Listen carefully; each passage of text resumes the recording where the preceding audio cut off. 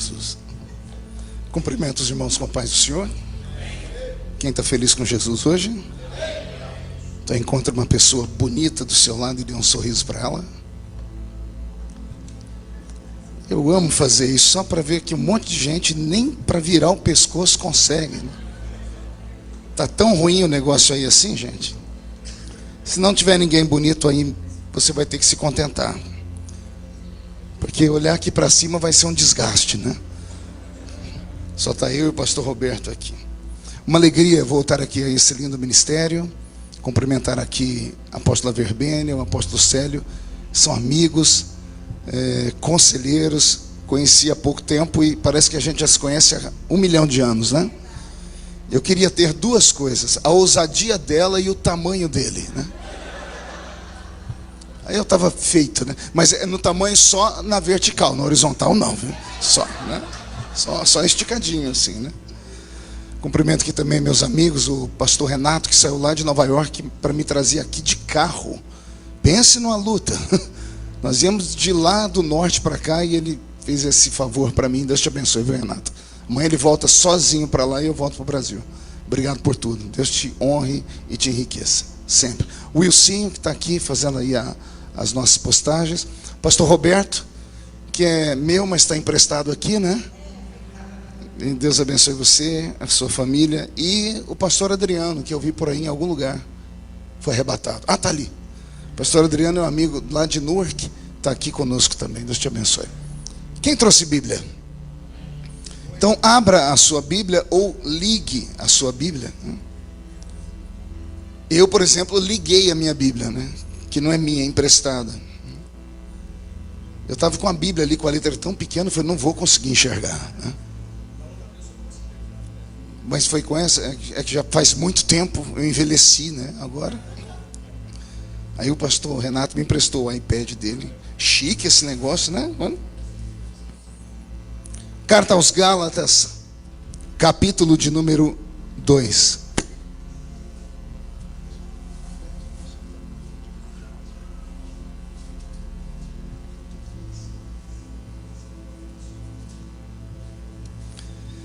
Carta aos Gálatas, capítulo de número 2.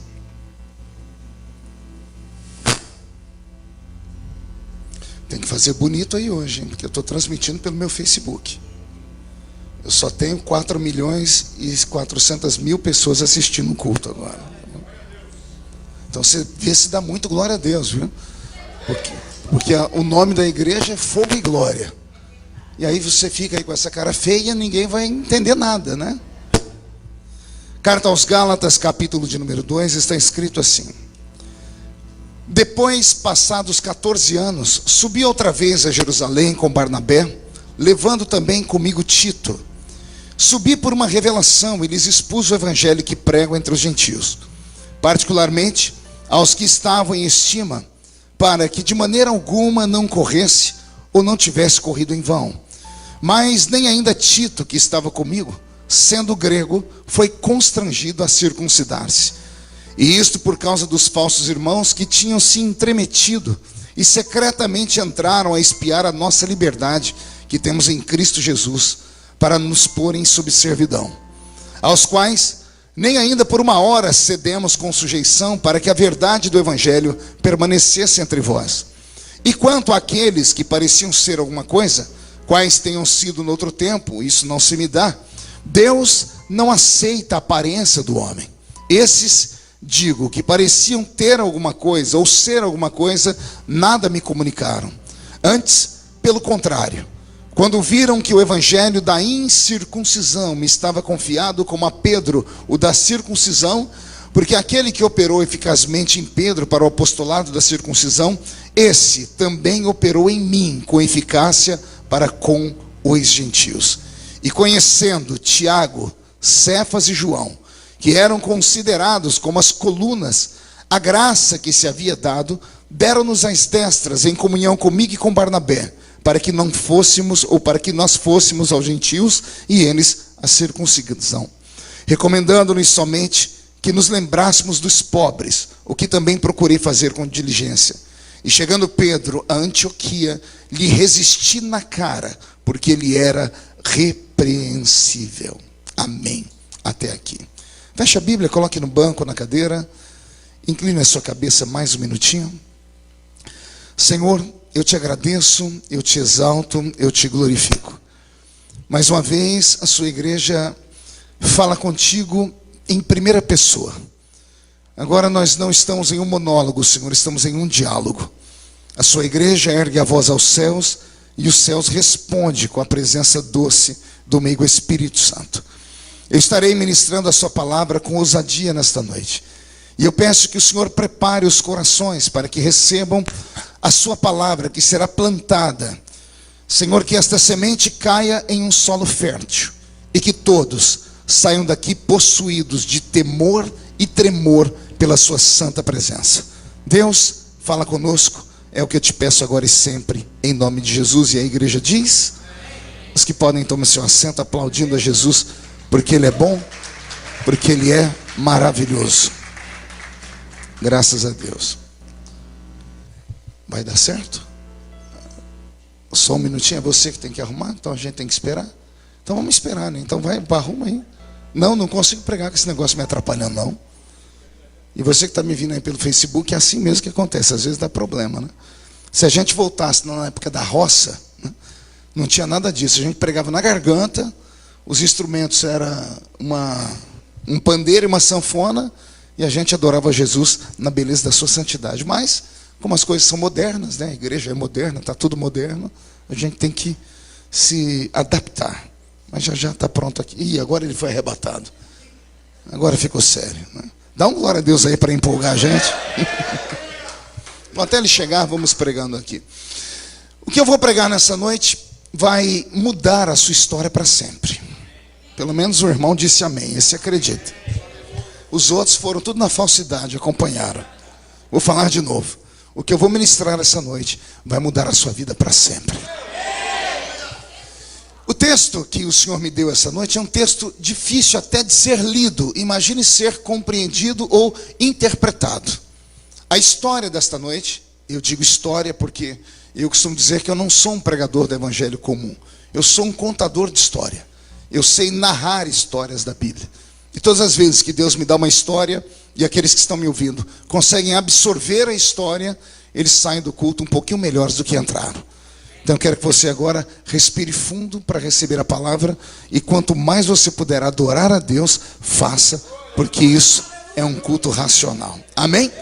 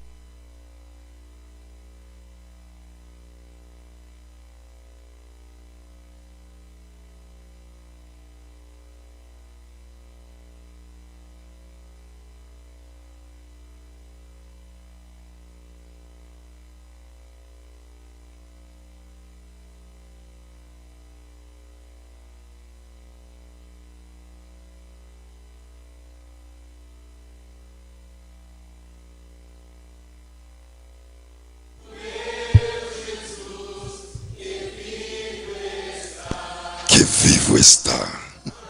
Pronto, acho que agora deu certo. Uma salva de palmas aí aos que tentaram arrumar. Vamos lá, Roberto, agora? Então vamos ver se ele consegue fazer funcionar o teclado. Eu só consigo operar se tiver anestesia, né? Pronto, a música é anestesia. Só um pouquinho mais baixinho, porque eu vou pregar só até 2 da manhã, tá bom? Pronto. Voltando então.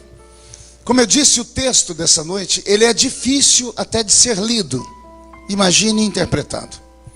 O texto dessa noite, ele narra a história de uma das maiores personagens da Bíblia Sagrada do Novo Testamento, que é o apóstolo São Paulo. Diga comigo, apóstolo São Paulo. Pergunte quem está do seu lado, conhece Paulo? Diga, tem certeza que conhece Paulo? Então me empreste aí a sua mente, porque eu quero plantar dentro dela algumas revelações acerca do apóstolo São Paulo. O apóstolo São Paulo, ele é uma incógnita. ele é um acidente de percurso. Na verdade, ele é um elemento surpresa do reino de Deus na terra. Explico. Jesus, quando passou por aqui, entre centenas de discípulos, ele levantou para si 12 apóstolos. A gente sempre fala que Jesus tinha 12 discípulos, quando na verdade ele tinha centenas de discípulos. Ele tinha na verdade 12 apóstolos. 12 o quê? Eram esses 12 apóstolos responsáveis para dar o prosseguimento da obra de Deus aqui nesse mundo. Eram esses 12 homens que seriam a continuação do ministério de Cristo. Todavia, aconteceu algo estranho. Eles não deram conta de carregar a cruz até o fim. Eles não tiveram a aptidão de obedecerem o ID na plenitude dele. Porque o Senhor havia dito a eles: vocês vão ser testemunhas aqui, ali e acolá. Vocês vão receber autoridade para ser testemunhas em Jerusalém, Judeia, Samaria e até os... A igreja aqui é treinada até os...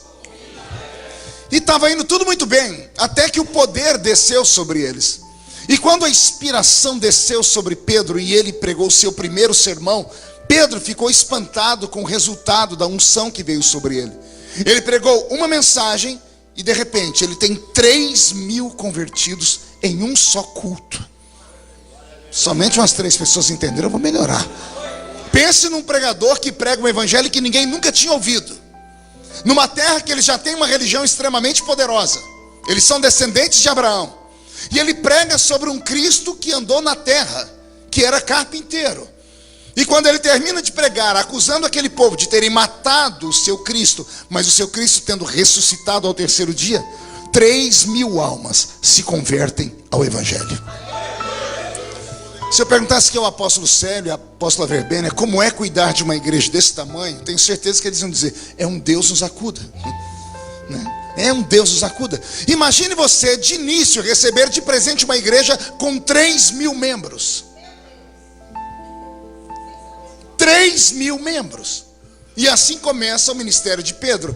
Aí Pedro resolve fazer um segundo culto. Olha só, não é uma sequência de cultos. Ele fez um culto e 3.000 pessoas se converteram. Ele faz o segundo culto, quando ele prega, 5.000 pessoas se convertem. Em 2 cultos ele tem 8.000 membros. Ai, Jesus amado. Com 8.000 membros nas mãos, sabe o que Pedro fez? Disse: pronto, não preciso pregar para mais ninguém. Já tenho a igreja dos sonhos. Tenho 8.000 membros dizimistas, 8.000 membros ofertantes, 8.000 membros que acreditam na minha palavra como sendo profética. Pedro se empolgou tanto com a igreja que ele disse: Jesus está voltando, todo mundo vende tudo que tem e coloca aqui nos meus pés. Pense em 8.000 membros ficando sem casa, ficando sem fazendas, e depositaram tudo aos pés de Pedro. A igreja que Pedro começa a administrar, ela se torna uma igreja gigantesca, poderosa, rica. E quando Pedro vê que o evangelho chegou em Jerusalém, ele envia os outros para as províncias. Saem dali de Jerusalém, vão para a Judeia, Samaria e param por ali. Esqueceram os confins da terra, esqueceram os povos bárbaros, esqueceram os pagãos, esqueceram aqueles que tinham 1 milhão de deuses. E ao esquecerem esses, eles provocaram o coração de Deus. Por que é que a igreja de Jerusalém começa a ser perseguida? Ela começa a ser perseguida porque ela não pratica o ID. Ela começa a ser perseguida porque ela peca com o pecado da omissão. Ela não cumpre o ID, porque o ID era para todo mundo. Só que Pedro e os demais disseram: não, se salvamos só os judeus já está bom demais. E quando Jesus percebe que a sua igreja não vai crescer, porque os que estavam à frente dela acharam que ali era o topo, o Senhor envia um sopro de perseguição sobre a igreja. A perseguição é extremamente violenta. Crentes começam a morrer, pessoas são espancadas em praça pública. E nesse íntere aparece um homem de 1,5 metro de altura, uma cabeça desse tamanho, calvo por natureza. Há quem diga que ele era caolho e manco de uma perna. Olha a criatura que vai se levantar contra a igreja. 1,5 metro de altura, calvo por natureza, uma cabeça gigante, caolho e manco de uma perna. Alguém pode dizer: pastor, um homem de 1,5 metro de altura com essas qualidades ou esses defeitos, a gente acaba com ele num sopro. Só que esse homem não era normal, ele era uma besta fera desenfreada. Pergunte por quê. Só falo se todo mundo perguntar e o sonoplasta aumentar o meu microfone aqui. Vou perguntar de novo, por quê? Primeiro, porque ele não é um judeu comum, ele é um judeu rico. E todo rico é arrogante. Não existe rico que não seja arrogante. Todo rico se estriba em cima do seu potentado, do seu dinheiro. Por isso Jesus disse na Bíblia que é mais fácil um camelo passar pelo fundo de uma agulha do que um rico entrar no céu, por causa da sua própria arrogância. Paulo é rico. Ele é rico e não é só um homem rico, ele é um homem estudado. Quem já leu na Bíblia que Paulo era doutor da lei? O que é ser doutor da lei? Muitos crentes têm, com certeza, a ideia de que doutor da lei era um sacerdote. Mas Paulo não é sacerdote, não pode ser, porque ele não é da tribo de Levi. Ele é da tribo de Benjamim. Como ele é da tribo de Benjamim, ele não pode ser um sacerdote. Mas a Bíblia afirma que ele era um doutor da lei. A Bíblia está falando aqui em ipsis literis, ela está sendo pragmática. Paulo é doutor em leis, ele é advogado. Ele estudou aos pés do Dr. Gamaliel na Universidade de Jerusalém, a maior mente pensante do mundo antigo, daquele tempo, que era um filósofo.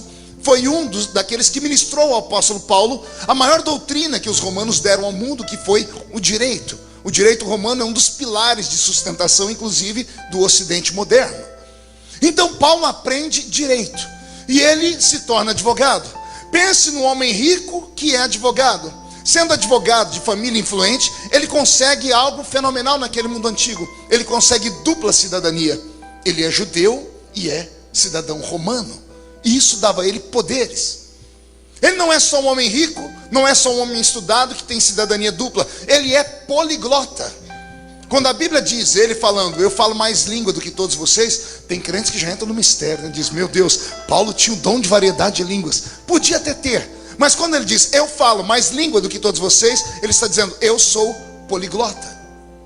Então pense no homem que tinha todos esses atributos. Era para ele ser um homem feliz, sim ou não? Mas não era. Pergunte por quê?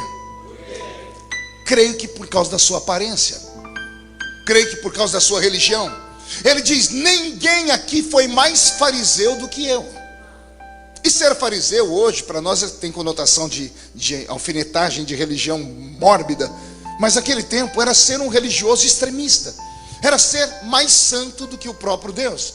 Era ser mais realista do que o próprio rei.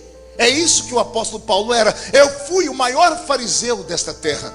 E todo fariseu tinha um sonho. Pergunte qual? Todo fariseu queria ser um nazireu. E o que é ser um nazireu? Era ser escolhido por Deus no ventre da mãe, nascido para uma missão angelical na terra. Na Bíblia Sagrada inteira temos 3 nazireus: Sansão, João Batista e Jesus Cristo. Por que os 3 são nazireus? Porque um anjo apareceu à família dos 3 e anunciou o nascimento deles antes deles nascerem. E eles nasceram por vias divinas, porque as mães não podiam ter filhos. Então eles nasceram por uma escolha divina. Quem nascia por essa escolha divina era chamado de nazireu. E o nazireu tinha algumas leis sobre ele que os outros não tinham. O nazireu não podia tocar em coisa morta. O nazireu não podia beber bebida forte. E o nazireu não podia raspar o cabelo. Paulo é o maior de todos os nazireus. Só que como nazireu ele não pôde executar o maior desejo de um nazireu, que era fazer o voto do nazireado. Quer perguntar por quê? Porque ele não tem cabelo. A calvície dele era uma doença. Até hoje, quando você anda aqui pelas ruas dos Estados Unidos, você vê aqueles judeus ortodoxos usando aquelas roupas escuras. Olhe no cantinho aqui da cabeça deles, vocês vão ver uma trança. Quem já viu isso? Eles são fariseus. E eles fizeram um voto do nazireado. Porque lá no livro de Levítico está escrito, se você não nasceu nazireu, faça o voto. Ou seja, se um anjo não apareceu à sua mãe e você não foi escolhido para uma missão específica, mas você quer ser escolhido, faça o voto e Deus te tornará um nazireu. Só que Paulo não pode executar essa lei porque ele não tem cabelo. Por ser um homem de 1,5 metro de altura, com defeitos, ele não consegue arrumar uma esposa. Por isso ele termina os seus dias solteiro. Por isso ele conta, batendo no peito, dizendo, bom seria que vocês fossem como eu, que não se casassem. Mas como vocês não são, é melhor casar do que se abrasar. E Paulo, por não ter casado, arrumou um problema para todos nós que somos casados. E quando chegar no céu, eu vou pegar ele pela orelha. Porque ele deixou conselhos, né? E um dos conselhos que ele deixou para nós que somos casados é esse: vós maridos, entendei vossas mulheres. É fácil falar, ele não teve uma. Como é que você vai entender uma criatura que enxerga diferente da gente? Vocês sabiam disso, que mulher enxerga diferente da gente ou não? Alguém aqui já sofreu? Cadê os homens casados aqui nesse lugar? Pois bem, vocês já sofreram para vir para o culto alguma vez ou não? Ela começou a se arrumar 2 horas antes de você. Você foi, se arrumou, está sentado esperando ela mais 2 horas depois. Isso quando tudo dá certo. E quando você começa a escutar: não tem nada para vestir hoje, não tenho roupa para colocar, você desesperado corre até o quarto, dizendo: meu Deus, roubaram toda a roupa dela. Aí você chega no quarto, você não consegue andar. Tem roupa em cima da cama, roupa no chão, roupa em cima da bicicleta ergométrica. O guarda-roupa está tombado, o closet está virado. Mas a criatura não está enxergando nada. E não adianta discutir. Tenta pegar uma roupa, põe essa, tenta fazer isso. Porque você não coloca essa, ela vai falar 1 milhão de coisas para você. Então, Paulo falou para a gente entender uma criatura que não tem como entender ela. Com todo respeito, como é que você entende uma criatura que sangra 5 dias por mês e não morre?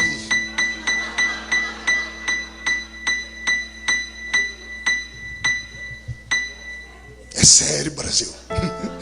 Pois bem, esse Paulo que tem problemas internos, que tem crises existenciais, ele precisa colocar toda aquela frustração que ele tem. Aqui entra a área da apóstola Verbênia.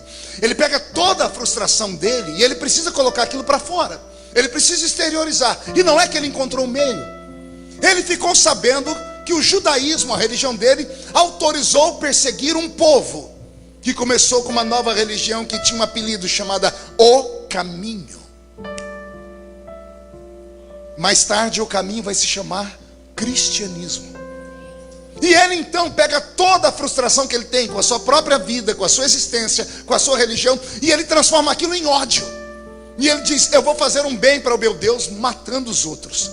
E ele começa a perseguir a igreja. Ele tem tanto êxodo que os romanos, inteligentes como eram, não queriam problema com os judeus, sabendo que ele era cidadão romano e era autoridade, era um advogado, não iam ter problema com leis. Eles dão a ele cartas. Ele recebe cartas da sua religião e do mundo romano, que dão a ele autorização para fazer o que quiser com esses crentes que ele está encontrando no meio do caminho. E é esse homem que agora, amparado por leis romanas e judaicas, recebe de presente de Roma 3 soldados. Quantos soldados? 3 soldados pretorianos. E eu quero que você memorize esses números que eu estou dando, porque já a gente vai, eu estou colocando as peças, nós vamos montar o quebra-cabeça. Imagine você um homem de 1,5 metro de altura, com 3 guardas romanos pretorianos. Caminhando pela rua, você olhava e via 3,5 homens. 3 soldados romanos e a metade de um ser humano. São esses 3 homens e esse pequenino, na verdade 4 homens, que vão assustar a igreja de Cristo, que vão colocar os crentes para correr no mundo antigo. São esses 4 homens que colocam a igreja de Jerusalém de joelhos. Só que eu falei para vocês que a igreja de Jerusalém tinha quantos membros em 2 cultos? Não ouvi? 8.000 membros se esconderam de 4 homens. Por onde ele passava, ele deixava um rastro de sangue. Em todos os lugares que Paulo de Tarso chegou, as pessoas morriam e os que não morriam fugiam. As igrejas começaram a ficar isoladas e abandonadas. Lembra que eu disse no início? Jesus levantou 12, os 12 não deram conta. A perseguição vem porque eles não fizeram o que Jesus mandou fazer. Então o inimigo pega uma oportunidade e diz assim: então, já que o Cristo deixou perseguir, vou destruir a igreja dele. E ele pega uma pessoa de autoridade. Paulo está indo pelo caminho da cidade de Damasco, a cidade mais antiga do mundo que ainda existe. Ele está no caminho de Damasco e os 3 guardinhas de chumbo que estão com ele estão dizendo para ele: você é o cara. Mas por que eu sou o cara? Onde você chega, você apavora. Essa religião nova aí está com os dias contados. Você fechou essa religião em todos os lugares que você passou. Você é poderoso. Enquanto ele está caminhando, acontece um fenômeno. Ah, Jesus. Uma luz explode diante dos olhos dele. Essa luz não vem só com cores, ela vem com calor. O calor é tão intenso que ele que estava na frente foi atingido frontalmente. E a luz com o calor derreteu os olhos dele. Os soldados que estavam ao lado dele saíram correndo. A Bíblia diz, obstante não verem, saíram correndo de temor. A pergunta que eu sempre me fiz, por que Paulo não correu também? Os outros correram. Por que Paulo não correu? Paulo não correu primeiro porque ele conhecia a religião. E ele sabia que de Deus não dá para correr. Não dá para fugir de Deus. Quando aquela glória explodiu diante dos olhos dele, ele encontrou um método de não morrer. Jesus não foi ali para brincar de deixar o homem cego e depois curá-lo. Se eu entendo meu Cristo, Jesus desceu ali para matar esse nanico. Pergunte por quê? Porque não tinha homem para defender a igreja dele. Não tinha macho para defender a igreja dele. 8.000 membros fugiram de 4 homenzinhos. Por todo lugar que ia, todo mundo fugia. Cadê Pedro? Cadê Tiago? Cadê João? Cadê os pais da igreja? Cadê os fortes? Ninguém conseguia ficar diante de um homem de 1,5 metro de altura com 3 soldadinhos de chumbo amparando ele. Jesus olhou do céu, olhou para baixo, deve ter se mexido no trono e disse, pai, vou ter que quebrar uma lei. Qual, meu filho? O senhor sabe que nós nunca nos intrometemos no ministério um do outro. O Velho Testamento foi o Senhor que foi lá na terra e eu fiquei quietinho. O Senhor subiu, eu desci. Eu fiquei lá e disse, eu vou e o outro vai vir no meu lugar. Eu terminei o meu potentado, voltei ao céu e o Espírito Santo desceu. É o Espírito Santo que tem que cuidar disso. Pai, mas o Espírito Santo não é um espírito de guerra. Ele é tranquilo. Ele é um cavalheiro. Ele é um espírito de paz. Ele é um gentleman. E daí, filho? E daí, pai? Se eu depender do Espírito Santo, a igreja lá ele não vai poder defender, porque não é do caráter dele matar ninguém. O Senhor não pode ir. Os anjos estão aqui. Pedro, Tiago e João fugiram. Pai, me dá uma oportunidade. Do que, meu filho? Eu disse que eu ia ficar aqui, mas eu vou ter que descer lá, porque estão tocando na minha noiva. E ninguém toca na minha noiva. Jesus sai do céu e explode diante de Saulo.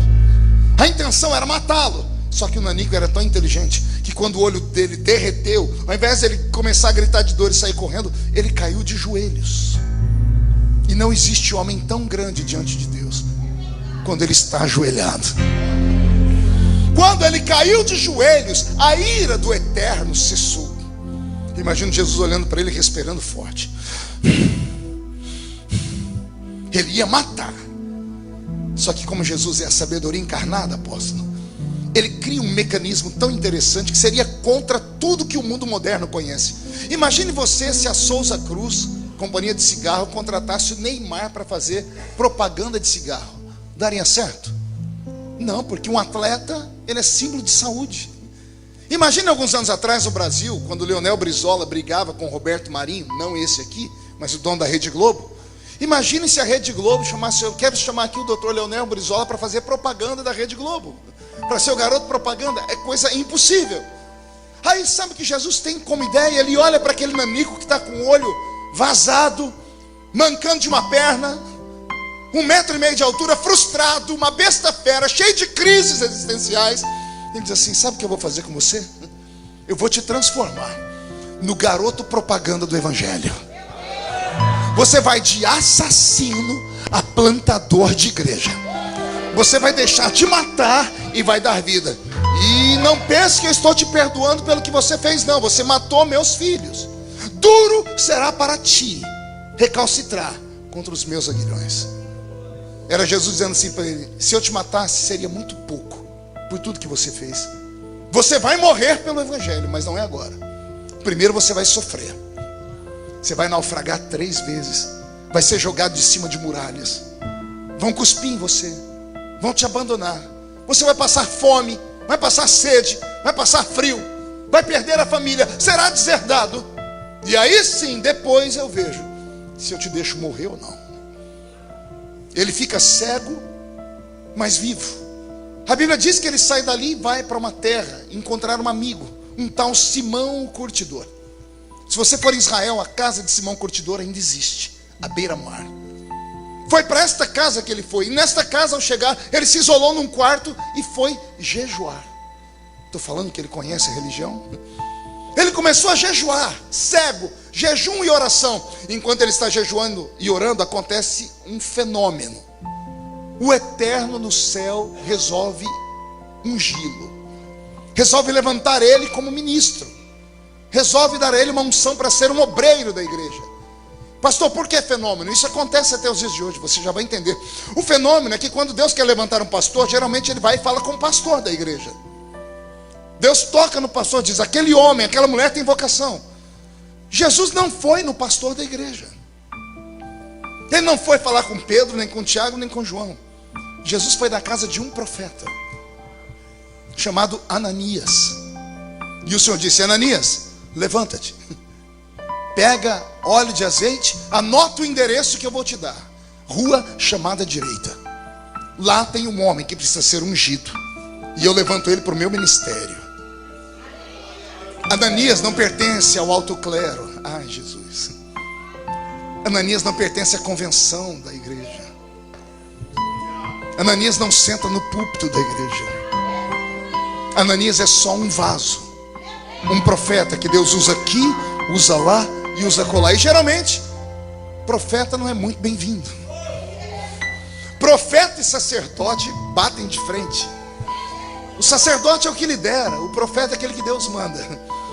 O sacerdote é aquele que cuida, o sacerdote escuta o povo, vem Deus, o povo está precisando disso, daquilo. Aí vem o profeta escuta Deus e vem puxar a orelha do povo. É o inverso, entendeu? O sacerdote escuta o povo e fala com Deus. O profeta escuta Deus e fala com o povo. O sacerdote diz, vamos levantar um altar bem bonito. Vem o profeta e diz, destrói esse altar que não presta. Tem que fazer um altar novo. Ao invés de Deus ir falar com o sacerdote da igreja, foi falar com o profeta. O profeta deve ter pensado, por que eu? Mas quem pode manda, quem tem juízo.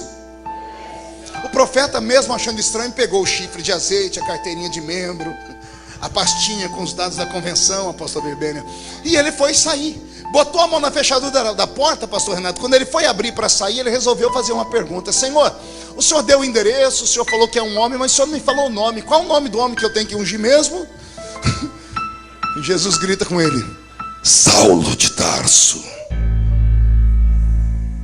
O coração de Ananias quase sai pela boca. E eu imagino Ananias olhando para fora, ver se ninguém escutou aquela heresia. Fecha a porta, põe um chifre de azeite, a bolsa. Senhor, pois não, Ananias, é ele mesmo? É ele. Mas esse não é aquele? É aquele. Mas ele não mata? Mata. Ele não destruiu? Destruiu. Mas ele não presta. Jesus se ajeitando no trono de novo, eu e as minhas criaturas. Eu crio a igreja e o homem acha que pode mandar nela. Não pegou? Vou falar de novo. Eu crio a igreja, eu morro na cruz do Calvário por ela, eu sou o dono, mas o homem quer mandar nela. Eu escolhi e o homem está dizendo que não presta. Eu vou ter que ensinar ele uma coisa. Ananias, pois não, senhor, esse Saulo não presta para você, porque você enxerga só um palmo na frente do seu nariz. Mas para mim, ele é um vaso escolhido.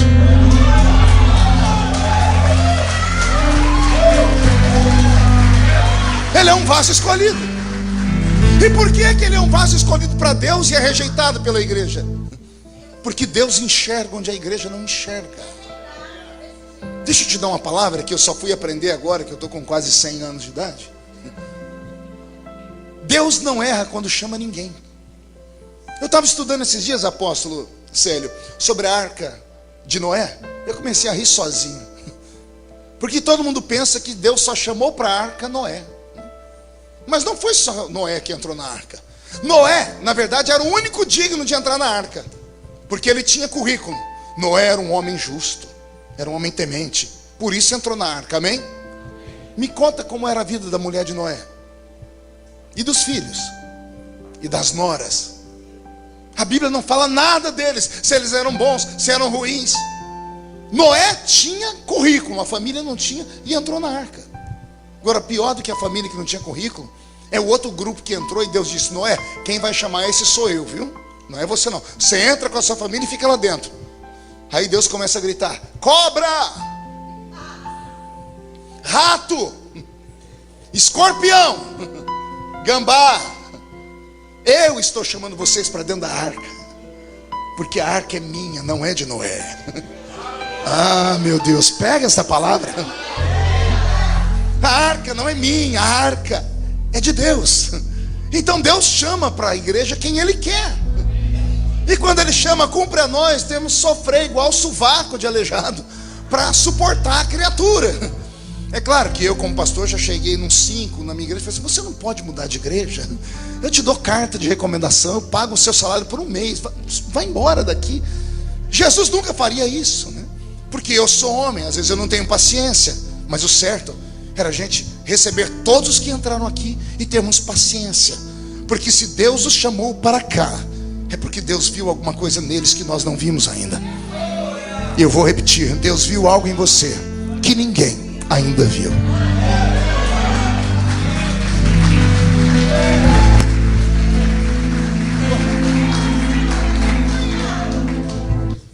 Beto, mude a música para mim. Ananias vai, unge esse homem. Quando ungiu ele, o olho dele abriu. Abriu o olho, ele começou a abrir a boca. Pergunte para quê? Danou a pregar. Começou ali dentro da casa, daqui a pouco foi para o meio da rua. Tem uma pracinha até os dias de hoje lá na frente da casa de Simão Curtidor. A redondeza toda foi atingida pela palavra daquele nanico de 1,5 metro pregador. Quando a notícia chega lá em Jerusalém, os de Jerusalém querem vir ver para ver se é verdade. Pedro, Tiago vieram. Pedro e João vieram, melhor dizendo. A tradição diz que eles ficaram de longe, vendo e ouvindo. E o que eles viram e ouviram apavorou-os. Ao invés da igreja ficar feliz, os líderes da igreja ficaram preocupados. Porque eles ouviram aquele nanico pregar e descobriram que, primeiro, o nanico tinha tudo o que eles tinham. E segundo, o nanico tinha coisas que eles não tinham. O que ele tinha, pastor, que todos tinham? A unção e a vocação. Porque a unção e a vocação vêm do céu. Só que Pedro e João são pescadores, analfabetos. João vai aprender a ler e escrever com 60, quase 70 anos. Por isso ele escreve o Apocalipse mais tarde, com 90 anos. Pedro nunca soube ler nem escrever. As suas encíclicas que nós temos aqui foram transferidas para o papel de pessoas que ouviram ele falar e melhoraram a sua língua. Pedro era um pescador. Então o que Pedro e João tinham? Unção e experiência, andaram ao lado de Jesus. Então quando eles veem Paulo pregar, eles veem que Paulo tem unção, porque a unção vem do céu. Só que quando eles ouvem melhor, eles ficam apavorados, porque Paulo tem conhecimento. Paulo tem letra. Paulo estudou aos pés de Gamaliel. Paulo não é um pescador, não é um Zé Mané, é um advogado. E agora os líderes da igreja, quando vem aquele homem pregar com aquela eloquência e com aquela graça, começam a olhar um para o outro e dizer assim: eu acho que nós vamos arriscar o nosso ministério. A apóstola já entendeu. Se a gente der trela, ele vai voar. Se abrir oportunidade, ele vai nos engolir. Nós vamos acabar perdendo o nosso apostolado para esse nanico aí. Então a gente tem que dar um jeito nele, mas sem ofendê-lo. Então Pedro e João se reúnem com Paulo e dizem: irmão Paulo, que bom que Deus lhe converteu e ele mudou o seu nome. Só que temos um problema. O problema é que se o senhor ficar conosco, a perseguição será dobrada. Quando a notícia chegar lá, que o homem que tinha cartas de Roma e dos judeus para perseguir a igreja, quando descobrirem que ele se converteu, vão ver que o cristianismo é mais perigoso do que eles pensavam e vão matar ele e todos nós. Então o senhor precisa nesse momento obedecer a gente. Todo novo convertido obedece. Pois não, o que é que eu tenho que fazer? O senhor vai voltar para sua casa e vai ficar quietinho. Quanto tempo? Até a poeira baixar. Até o quê? Deixa eu perguntar para você, quanto tempo leva para um escândalo cair no esquecimento?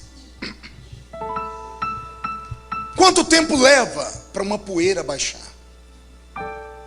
Ninguém disse para ele se era uma semana, um mês, um ano. O apóstolo Paulo voltou para a cidade de Tarsis, e quando entrou em Tarsis, entrou novo convertido, e o novo convertido é fanático por natureza, apaixonado.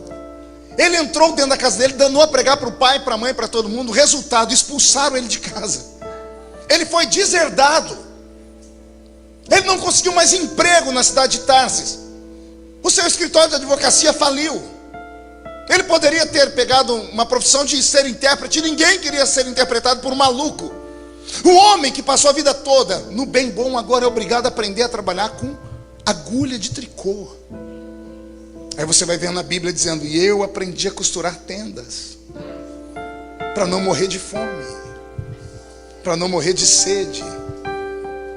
E é nesse período que ele passa nesse sofrimento, porque ele foi abandonado pela igreja, que o caráter dele acaba sendo transformado. Ele que já tinha traumas, o trauma dele aumenta, é potencializado ao máximo.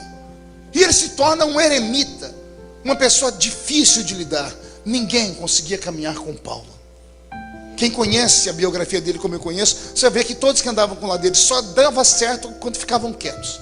Quando tentavam questionar, tinham que se separar dele. Ninguém conseguia andar com ele. O apóstolo Paulo uma vez gritou assim: olha, esse João Marcos que está aqui hoje não presta para caminhar comigo, manda ele embora daqui. No fim da vida, quando ele está morrendo, lá atrás das grades, ele manda uma carta para Timóteo, diz: Timóteo, aquela capa que eu deixei em Troas, traz para mim, e traz também João Marcos, aquele que eu mandei embora. Hoje eu vejo que ele é uma bênção na igreja. Mas teve um tempo que Paulo mandou ele embora, não queria saber se ele ia ficar crente ou não. Pense num homem que, quando pegou um crente em pecado na igreja de Corinto, escreveu assim: eu vou entregar a alma desse crente para o diabo. Imagina um pastor entregar a alma de um crente para o diabo porque o crente pecou. E tudo porque ele cometeu um pecado que não tinha nome. Capítulo 5 da primeira carta aos Coríntios: é sabido que é entre vós que um filho dormiu com a mulher do seu pai. Não é o filho dormir com a mãe, porque isso é incesto. É o filho dormir com a mulher do seu pai. O pai era viúvo ou divorciado, casou de novo. O filho foi e dormiu com a mulher do pai. Paulo não sabia como lidar com esse pecado. Sabe o que ele fez? Entregue na mão do diabo. Queria congregar na igreja dele? Estava todo mundo lascado, né? Pois bem, é esse homem que vai nutrir esse sentimento de abandono por um tempo. Como eu disse, quanto tempo você suportaria o abandono daqueles que deveriam te amar? Quando ele escreve a carta aos Gálatas, um texto que eu li, ele conta para nós. Ele começa o texto dizendo: há 14 anos atrás, Paulo foi abandonado por 14 anos. 14 anos sem ver nenhum crente. 14 anos sem ter alguém para discipulá-lo, para amá-lo, para instruí-lo. Por 14 anos ele passou necessidades. Por 14 anos ele foi aprendendo do jeito que dava. Por que é que você acha que toda vez que ele está pregando, ele faz questão de dizer quem ensinou ele? O que eu recebi do Senhor, eu também vos entreguei. Entende por que ele escreve isso? Ele está dizendo: eu não recebi de Pedro porque ele não teve paciência de me evangelizar. Não recebi de João porque ele me mandou embora da igreja. O que eu recebi do Senhor, eu também vos ensino. Paulo entra numa faculdade diferente da de todos. Ele entra numa faculdade transcendental. Ele começa a ser tomado em sentidos. O Espírito Santo se torna amigo dele. Na ausência de homens, o Espírito Santo se torna amigo do homem. Vou falar de novo porque isso aqui tem uma revelação aqui. Quanto mais amigo de Deus é, menos amigo dos homens você se torna. Quanto menos amigo dos homens, mais amigo de Deus você se torna. Todos os grandes líderes, todos os grandes pastores, todos os grandes profetas eram seres que viviam isolados, eram incompreendidos, porque eles viam o que ninguém via, eles ouviam o que ninguém ouvia, eles sentiam o que ninguém sentia. Então eram chamados de esquizofrênicos, malucos, doidos, idiotas, ignorantes, fanáticos, santarrões. E parece que nos últimos anos ninguém mais quer ser chamado assim. Os crentes querem conforto, os crentes querem ser populares, os crentes querem ser amados por todo mundo. Quer ser amado pelos velhos da igreja, pelos jovens da igreja, quer ser amado pelo mundo, quer ser amado por todo mundo. E não dá. Ou você faz uma escolha, ou deixa essa escolha de lado. Quanto mais perto de Deus você está, mais longe dos homens você fica. Quanto mais perto dos homens você está, mais longe de Deus você fica. É você quem escolhe. Tem o ônus e tem o bônus. O bônus é a graça, o ônus é a solidão. Ficar perto dos homens tem o bônus: você terá 1 milhão de amigos. Mas tem um ônus: você nunca verá além de um palmo na frente do seu nariz. Quer ser usado por Deus? Você tem que renunciar.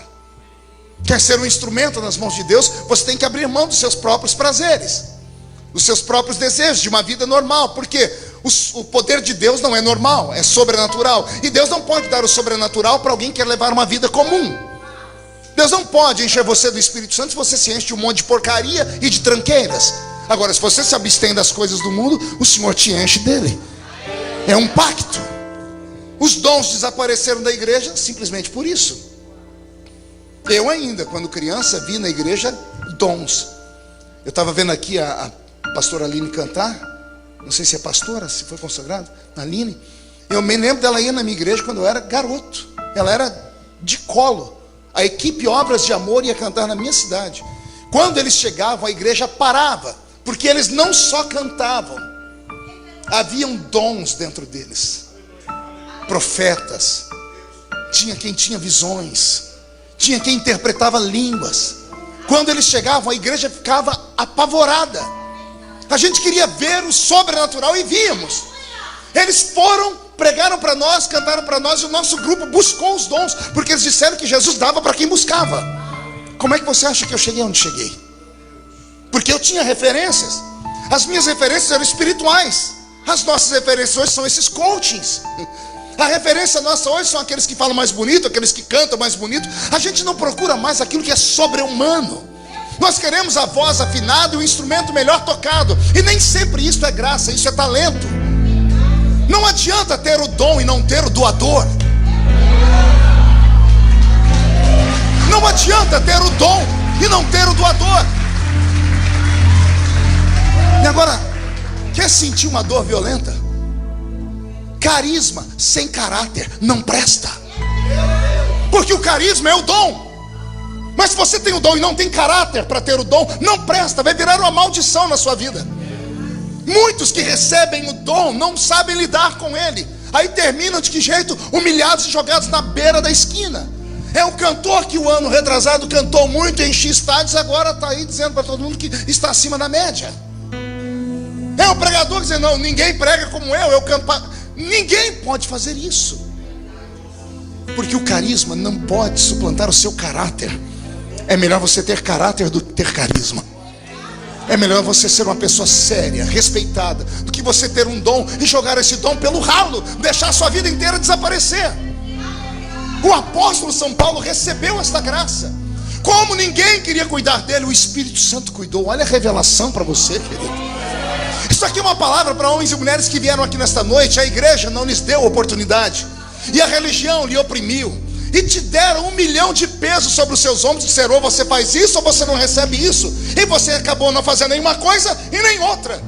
Terminou seus dias aqui, ou me vendo aí pelo Facebook, sentado em casa. Hoje é domingo, devia ter estado na igreja e não foi, porque não aguenta mais ouvir ninguém. Um homem de paletó e gravata pregando não te inspira mais, porque você olhou para homens. E eu estou aqui para te dizer que quando alguém ama a Deus, não importa se homens te dão atenção ou não. Se os homens não te visitam, o Espírito Santo te visita. Se os homens não te dão uma chance, o Espírito Santo te dá essa chance.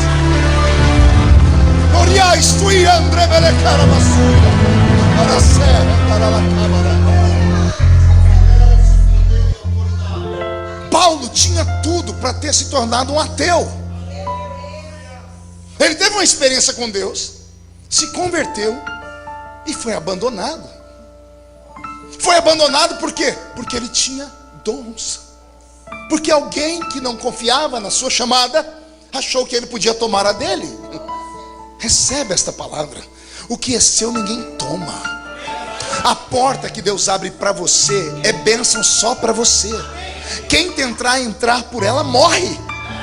Deus abriu o mar vermelho para quem passar? Deus abriu o mar vermelho para qual povo passar? Para qual povo? Israel. O mar vermelho se abriu, Israel passou, sim ou não? Teve mais alguém que tentou entrar pelo mesmo caminho. Quando tentaram no meio do caminho, o que foi vida para Israel foi morte para os egípcios. O que Deus tem para você é seu. Você só tem um inimigo capaz de roubar o que Deus tem para você. E não é a igreja, e não é ministério, é você mesmo. O seu maior inimigo é você. Bem como o maior profeta da sua vida também é você. Tem pessoas que viajam centenas de quilômetros para ouvir um profeta, quando na verdade o maior profeta da sua vida você pode encontrar ele na frente do espelho. É você quem determina o que você quer na vida e onde você vai chegar. E Deus não pode te dar aquilo que você não deseja. Deus pode dar um upgrade no seu desejo, mas Ele não pode te dar aquilo que você não deseja, porque Deus não é tirano. Ele trabalha com o seu livre-arbítrio. Você diz eu quero, o Senhor diz então eu te dou. Só que Deus sempre dá mais do que a gente pede. Entendeu? Agora, ficar chorando na frente do espelho até cair lágrimas, ficar se sentindo o verme do carrapato, ficar a vida inteira fazendo aquela teologia do inha. Vocês conhecem a teologia do inha? A teologia do diminutivo. Eu sou uma pessoinha, moro numa casinha, tenho uma filhinha, uma mulherzinha, vou naquela igrejinha daquele apostolinho. Eu tenho um carrinho, eu tenho uma profissãozinha, uns dolarzinhos no bolso. A pessoa não confia nela, ela é tão insegura que tudo para ela é pior do que tudo. Deus nessa noite quer arrancar essa teologia maldita de você. Ele quer te dar a teologia do ão. Você é uma bênção, você é um campeão. O Senhor vai te levantar com poder e glória, mas você tem que acreditar nisso. Você não pode sentir pena de si mesmo. 14 anos abandonado, costurando tendas. Ele estava tão raivoso que as pessoas, diz a história, que não conseguiam dialogar com ele. Chegavam e diziam, está aqui a tenda. Ele tinha uma tabela, diz, o preço é esse, busque dia tal, e só. Quando perguntava para ele, você tem pai? Ele dizia, nem mãe. Papo reto. 14 anos depois, quantos anos depois? Mude a música, Beto. Tem uma igreja orando lá em Jerusalém, uns crentes orando. E no meio da oração, o Espírito do Senhor levanta um profeta.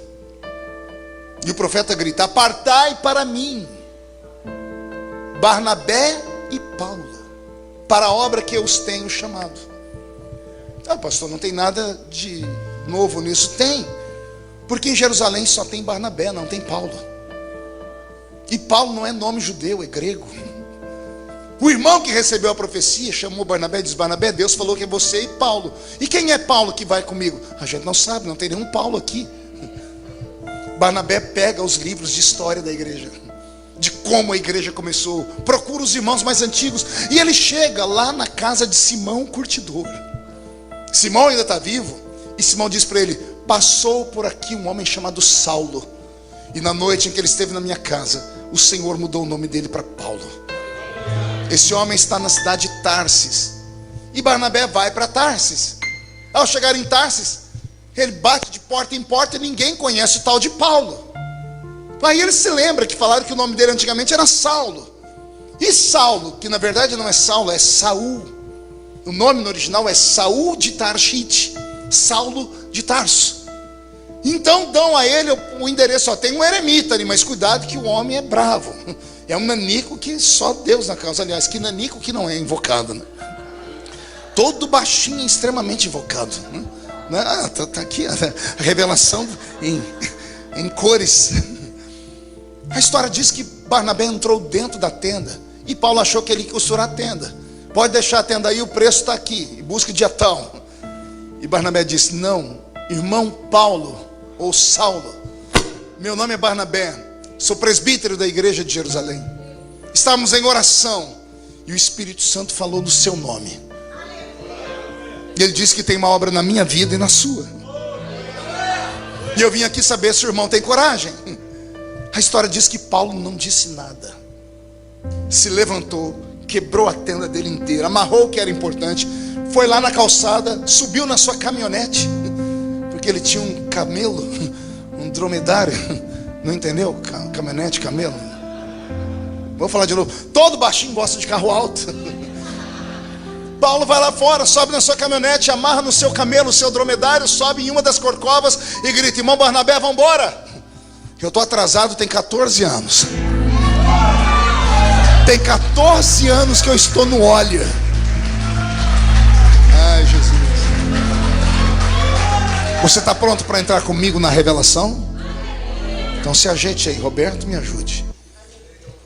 Barnabé só é escolhido para ser obreiro porque ele é rico. Barnabé era um presbítero que era empresário no ramo de madeira, lá em Jerusalém. Todo mundo via que ele era um homem temente a Deus. A tradição diz que os obreiros daquela época sabiam que Barnabé queria ser pastor, mas não tinha igreja para ele pastorear.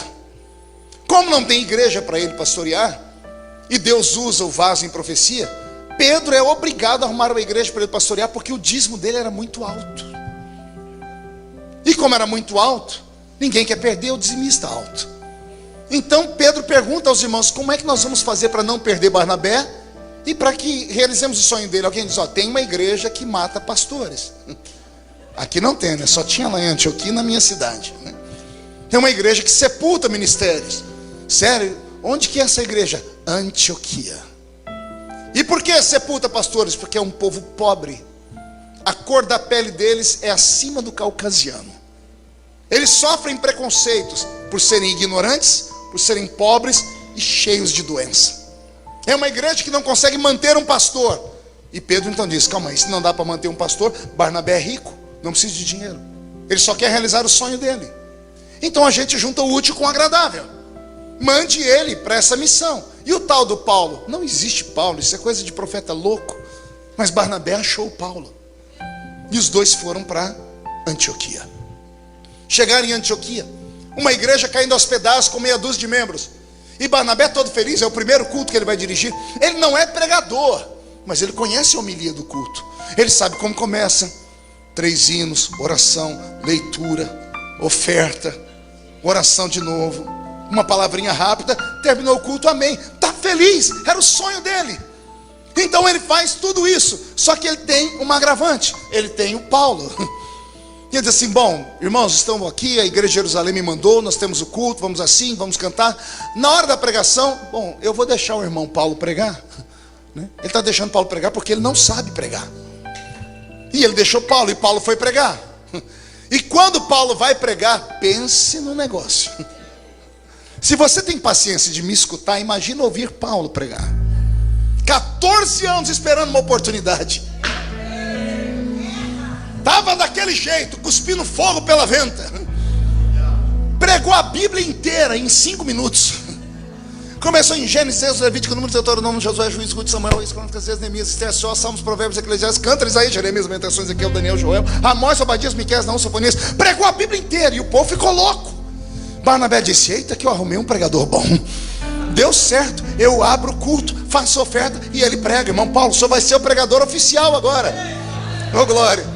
Segundo culto, aqueles crentes que estavam no primeiro disseram: gente, tem um pregador bom e um pastor bom. Os crentes que estavam fracos começaram a vir para a igreja. E Paulo começou a preparar aqueles sermões.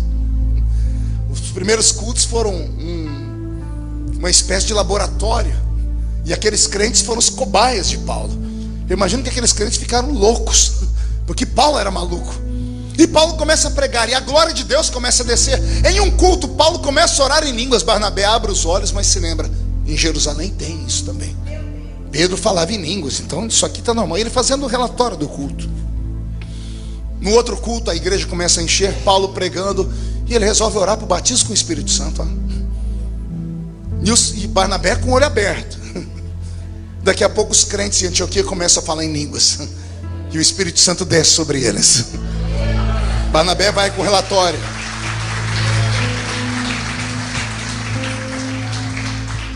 Aqui em Antioquia, Jesus tem salvado, renovado e batizado com o Espírito Santo.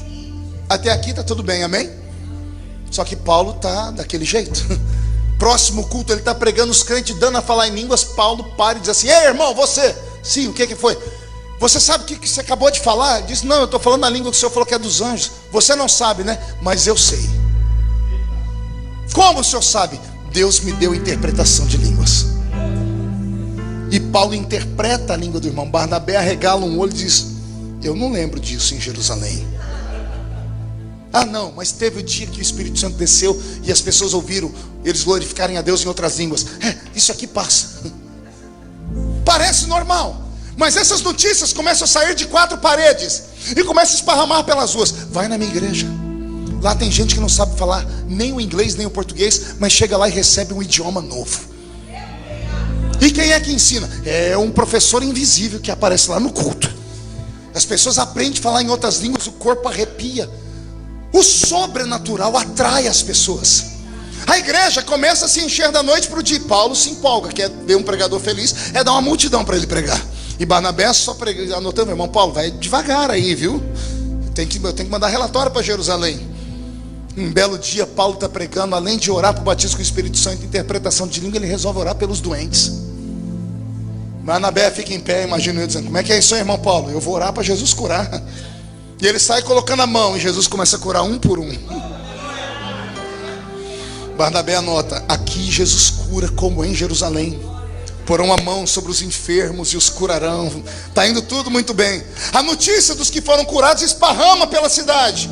No culto seguinte a igreja está entupida de gente, porque o povo quer cura, e era uma terra de gente doente.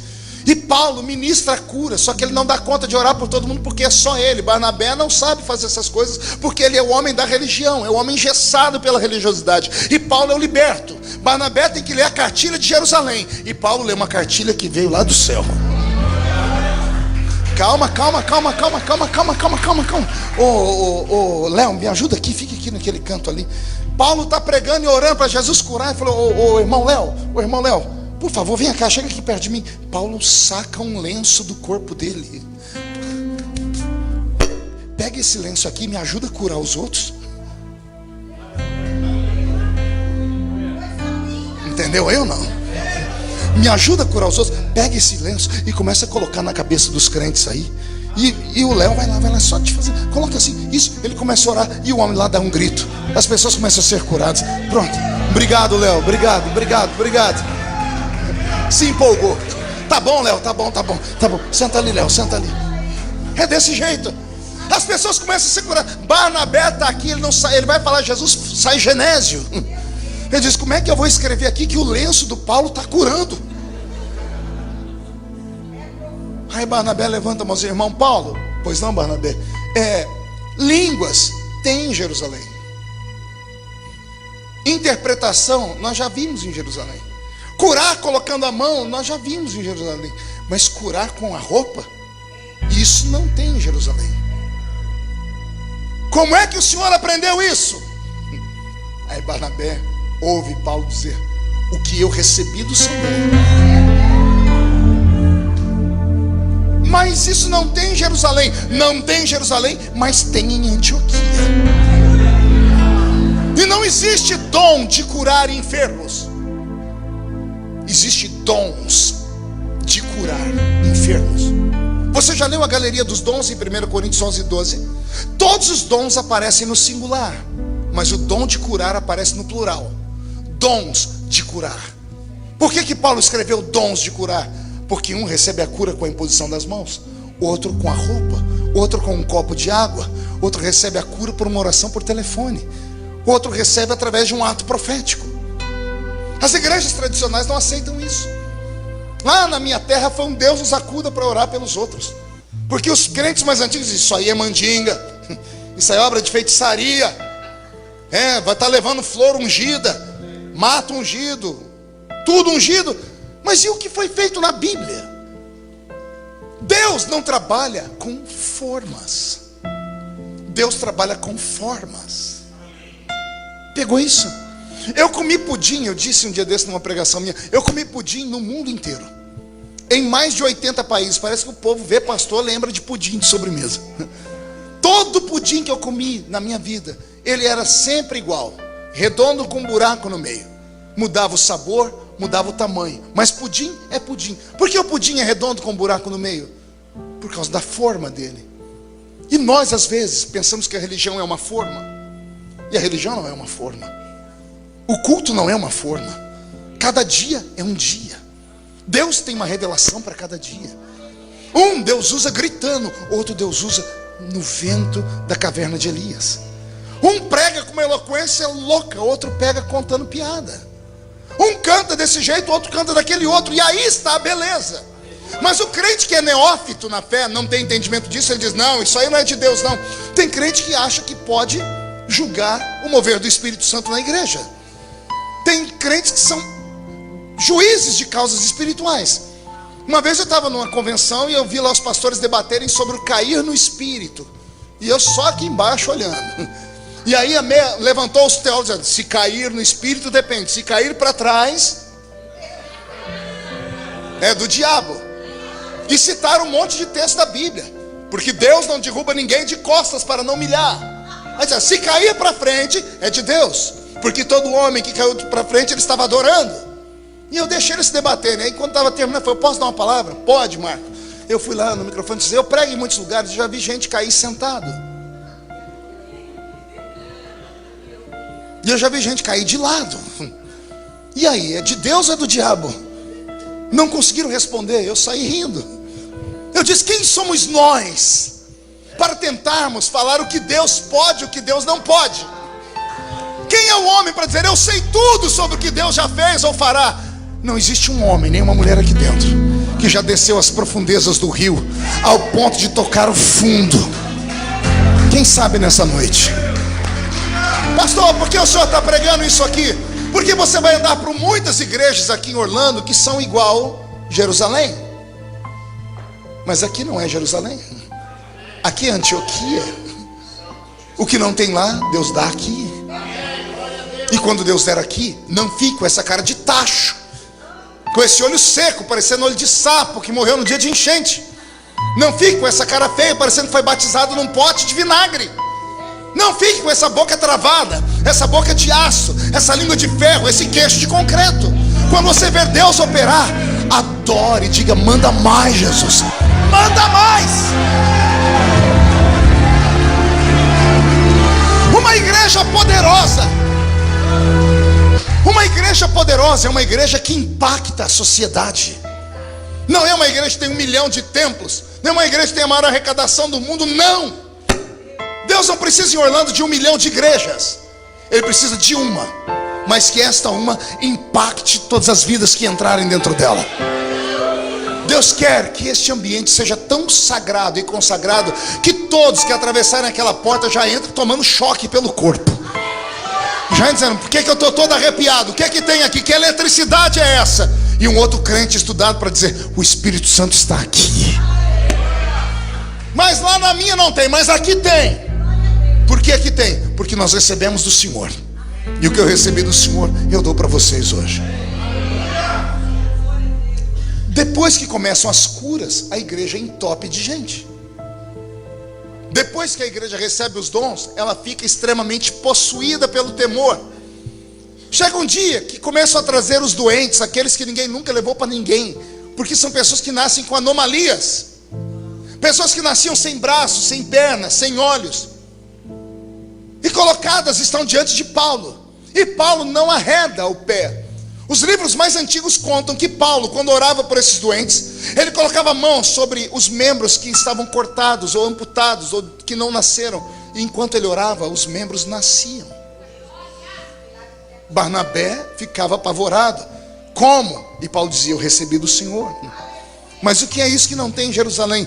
Isso tem porque Deus me deu a palavra do conhecimento, o dom de operação de maravilhas, o discernimento de espíritos.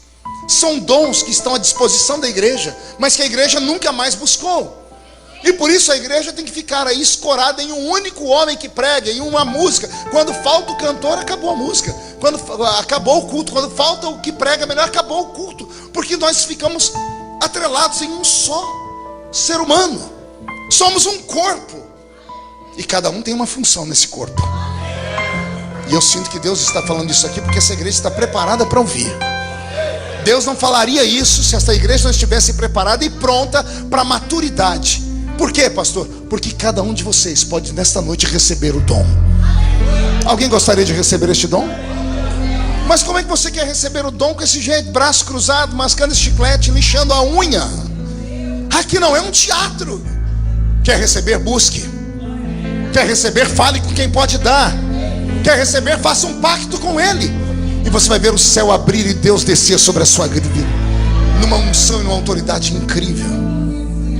A igreja de Antioquia explode em crescimento. Ao explodir em crescimento, Paulo e Barnabé começam a viajar pelas cidadezinhas pequenas. Os dois acabam brigando e se separam. Paulo vai parar na Grécia, e quando ele chega na Grécia, ele entra numa cidade chamada Corinto. E ao começar a ministrar para os coríntios, Paulo descobre uma nova nuance do poder de Deus. Agora esta igreja, eu sou o pastor, não é Barnabé. Então essa eu posso moldar a imagem daquilo que Deus me deu.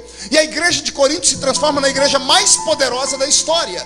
Por isso, para esta igreja, Paulo ensina sobre os dons do Espírito Santo. Pense numa igreja poderosa, onde todos os crentes eram profetas, onde todos os crentes interpretavam línguas, onde todos os crentes brincavam para ver quem era o mais espiritual de todos, porque eles buscavam esta graça, esta unção. Depois que Paulo prega esse evangelho e ele esparrama as igrejas, um belo dia há uma convenção. Convenção é uma bênção. E a convenção de Jerusalém esparramou a notícia, recebe crentes de todas as igrejas, e começa a ir para lá os crentes lá da igreja de Paulo. Aí começa a dar problema, porque os crentes de Paulo, quando entram dentro da convenção na igreja de Jerusalém, eles são percebidos pela aparência. Os crentes de Pedro eram sacros na roupa. Os crentes de Paulo eram todos bárbaros. Eram uns homens com brinco. Eram homens com roupas esquisitas. Mulheres que não usavam burca. Mulheres que cortavam cabelo, deixavam o cabelo penteado para cima. As gregas faziam isso. Quando entram dentro do culto, pensa no choque. Os crentes de Pedro dizem assim: eita, que Jesus vai salvar muita gente aqui hoje, ó. Abriram o hospício. Foram lá na Cracolândia e trouxeram todo mundo para a nossa igreja hoje. Pedro começa a pregar. Enquanto Pedro prega, os crentes de Pedro dão glória a Deus com muita facilidade, porque estão acostumados a comer aquela comida rasa, porque Pedro é um pregador simples. Os crentes de Paulo não, porque os crentes de Paulo recebiam cultura alta. Não é que eles fossem insensíveis, é que eles estavam acostumados a receber uma teologia revelada. E os crentes de Pedro recebiam uma teologia simplesinha. Os crentes de Paulo não davam glória a Deus. Eu imagino os crentes de Pedro dizendo assim: eles não sentem porque eles não são salvos. Não sei, porque com essa roupa aí o Espírito Santo não vai entrar neles nunca. Com cabelo, não, é por isso. Só que daqui a pouco o mesmo Espírito opera, e os crentes de Paulo começam a entrar no mistério. E quando o povo vê aqueles homens de brinco pular e falar em línguas, quando vê aquelas mulheres com aquelas roupas esquisitas falar em línguas, os crentes de Pedro fazem um sinal da cruz. Não, isso é demônio. Dá um tumulto, porque no final do culto eles vão perguntar: de que igreja vocês são? Eu sou da igreja da Galácia. E você? Eu sou da igreja de Tessalônica.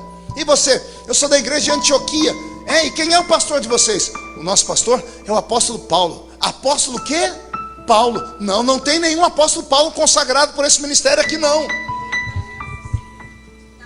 Chegam lá em Pedro e dizem: bom, Pedro, tem uns crentes aí de uma igreja de um tal apóstolo Paulo. Pedro: apóstolo o quê? Eles estão dizendo que estão vindo dessas cidades. Tem uma cidade que nós tínhamos uma igreja lá, que era lá na Antioquia. E quem era o pastor lá? Barnabé. Chama Barnabé para mim. Barnabé vai passar pelo crivo do ministério. Coitado de Barnabé.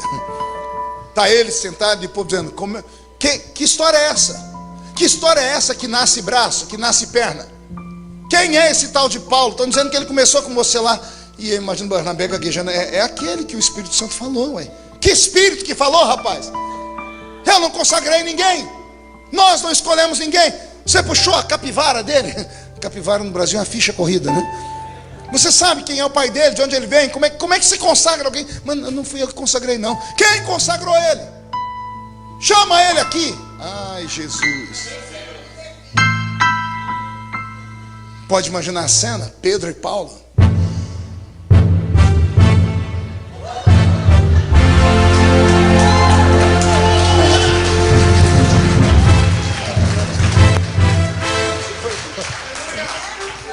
Pedro e Paulo, os dois gigantes da fé, dois homens apaixonados por Jesus, dois homens escolhidos por Jesus, dois homens amados, separados pela religião.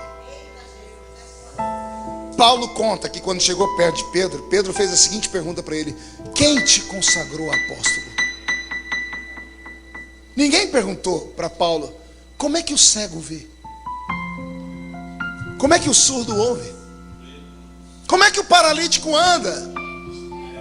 Não. Quem te consagrou apóstolo? É mais importante isso do que as curas. É mais importante saber de onde veio do que os sinais. Ah, Jesus, como isso é ruim. Talvez nenhum pregador teria coragem de pregar essas coisas, mas eu tenho. Porque meu ministério nasceu esquisito. Você sabia que eu preguei nos maiores eventos do mundo sendo diácono? Assembleiano. Mas como, pastor? Diácono não prega em congresso. Ninguém sabia que eu era diácono. Quem me levou me apresentou como pastor. Então o senhor mentiu? Não, eu omiti. Ninguém perguntou para mim, ué. Está aqui o pastor Marcos. Eu recebo em nome de Jesus. Eu creio, eu tomo posse. Eu preguei no congresso dos Gideões, no auge daquele congresso, 3 anos como diácono. Até que um dia estou andando com o pastor presidente na época lá da convenção, e ele dirigindo o carro falou: Marco, filho, você pertence a que convenção em São Paulo? Eu não sabia que tinha mais de uma. Eu falei, como é que é? Que convenção? Eu falei, eu não sei não. Eu falei, como você não sabe? Se você é pastor. Ele falou, cadê a sua credencial? Oh meu Deus, que tristeza. Quando eu apresentei a minha credencial de diácono, o pastor estacionou o carro, ajeitou o óculos, olhou para mim e disse: seu mentiroso, seu vagabundo, você vem aqui enganar o povo. Eu falei, mas eu não enganei ninguém não. Você disse que é pastor. Eu disse, prova que eu digo. Eu nunca disse. Vocês que falam que eu sou pastor. E eu recebo a profecia.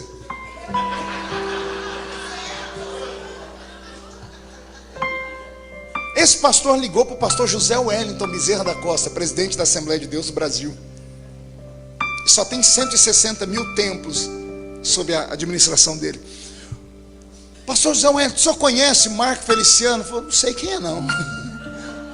Mas ele é do campo de Ribeirão Preto. Espera que eu vou ligar para o pastor de Ribeirão Preto.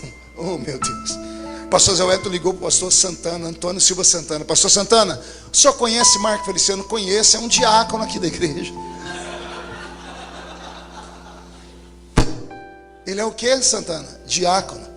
Mas ele está pregando pelo mundo inteiro. Ele botou na cabeça que é pregador, não tem quem tira. Mas ele está falando para todo mundo aí que é pastor. Eu disse, pois é, mas eu nunca consagrei ele a pastor não. As agendas que eu tinha fecharam da noite para o dia. Da noite para o dia eu comecei a passar necessidade, porque eu deixei tudo que eu tinha para viver da fé. O pastor nem para me dar uma chance. E o dia que eu fui falar para ele, pastor, o senhor não tem intenção de me consagrar? Ele disse, você está pedindo para ser consagrado, rapaz? Consagração não se pede, se recebe. Meu Deus, que sofrimento. Eu vim pregar aqui uma vez nos Estados Unidos, na igreja do apóstolo Oriel de Jesus. Ele morava numa casa no centro da cidade, lá ainda em Somerville. Eu cheguei, sentei, porque eu chorei o voo inteiro, porque as minhas agendas tinham sido desmarcadas. Eu sentei no sofá, ele estava tomando banho. Quando ele saiu do banheiro, ele saiu orando em línguas. E ele olhou para mim e disse, por que Deus me mostrou você chorando no voo? E eu comecei a gaguejar com medo de falar para ele também não entender e fechar as agendas para mim. Eu falei, eu não vou mentir para o senhor, eu não sou pastor. Ele, não é? Você pregou aqui? Eu falei, pastor, eu sempre me apresento como pastor, mas eu não sou pastor. E comecei a chorar, ele olhou para mim e disse, você não é pastor lá no Brasil. Aqui nos Estados Unidos você é. Porque você tem credenciais de pastor. Você tem credenciais de pastor. Eu já ouvi você pregar e Deus operar. Eu vi Jesus salvar, eu vi os jovens se espelharem em você. Você é pastor, só temos que dar um jeito para ver como é que eu vou te consagrar. Falei, por quê? Ele falou, não, deixa eu pensar. Ele entrou no quarto dele, daqui 2 horas ele voltou. Olha, sábado eu vou receber 3 pastores no ministério. Era o pastor Gesiel Gomes, o pastor Paulo Lucas Sacramento e um outro pastor que vinha do Brasil. E eu vou aproveitar e consagrar uns pastores. Como eu vou falar na frente da igreja, nós vamos consagrar e receber pastores. E eu vou chamar os nomes, então eu não vou falar quem vai ser consagrado, nem quem vai ser recebido. Quando eu falar seu nome, você vem para frente. O povo vai achar que eu estou te recebendo, mas eu vou estar te consagrando. Ó, que loucura, olha, assim foi a minha chamada. Assim foi a minha vocação. Naquela noite eu fui consagrado e ele me deu uma credencial de pastor. Nem com credencial me aceitaram no Brasil. Não aceitaram até Deus me levantar. Porque tentaram matar, mas não puderam. Fecharam uma porta, Deus abriu 10.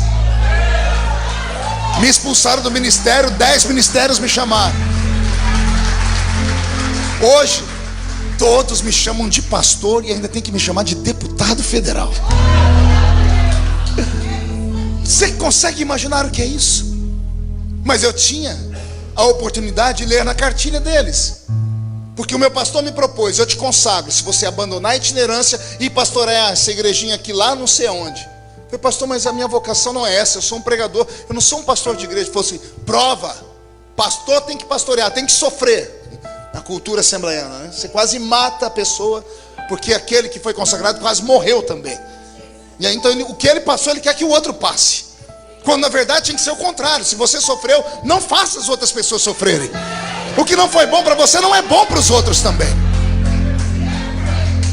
E foi assim que nasceu o ministério que Jesus me deu. Assim nasceu o ministério de Paulo.